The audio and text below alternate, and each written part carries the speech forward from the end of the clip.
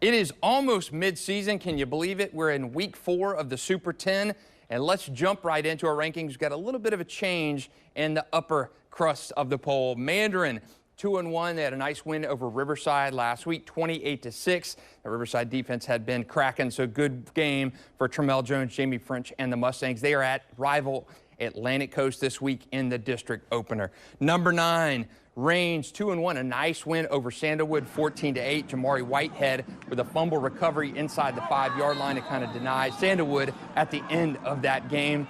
Gives Range a win. They're 2-1 and off this week. Ed White staying the same here at number 8. A nice win over Inglewood. Inglewood Rams had been cracking on defense.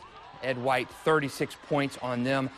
This week they go to Parker. Parker struggles on offense, but they have a very formidable defense, so that will be a challenge for the Commanders.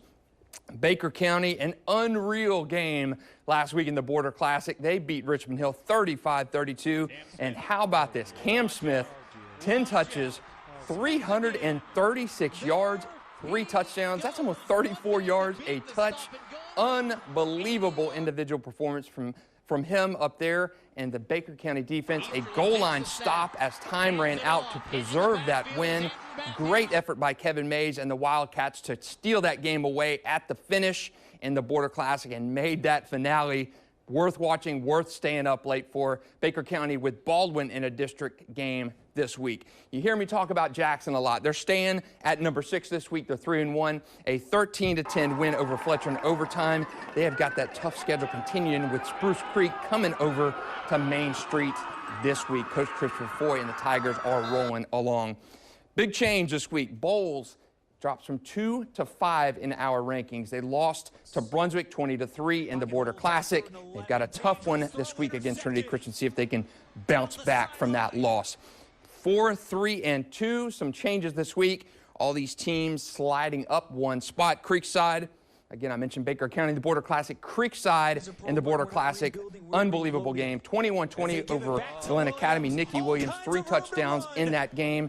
Really, he's been the heartbeat of that team. Nicky Williams and that offensive line of the Knights are just smashing people. Great game for the Knights. They have Gainesville-Buchholz this week, maybe their toughest game of the season. Buchholz coming up to the Castle. Fleming Island, a win over Nice, 19-14. They really needed a tough game. They got it. They have Oakleaf this week in a very big rivalry game. They're 5-6 all-time against the Knights, so a very big rivalry game there for Fleming Island.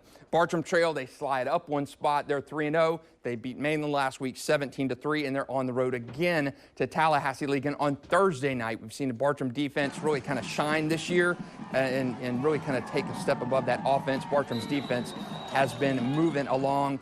2 games this year where they've held the team to 7 points and 3 points. So that Bartram defense, Keith Cromwell and the Bears are doing very good.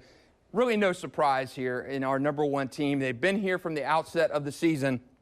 Trinity Christian, last week they beat NFEI in their district opener 40-6, so not a big challenge for the Conquerors last week. They've got a big one this week. They are hosting number 5 Bowles in that rivalry game. Trinity Christian on the field, they did have a forfeit loss in there, but they are 5-6 all-time against Bowles. The last 2 meetings between these teams have been lopsided Bowles wins, including 35-0 last year. Trinity Christian, Darnell Rogers, Trayon Webb, Verlin Dormany look to get back on track this week. So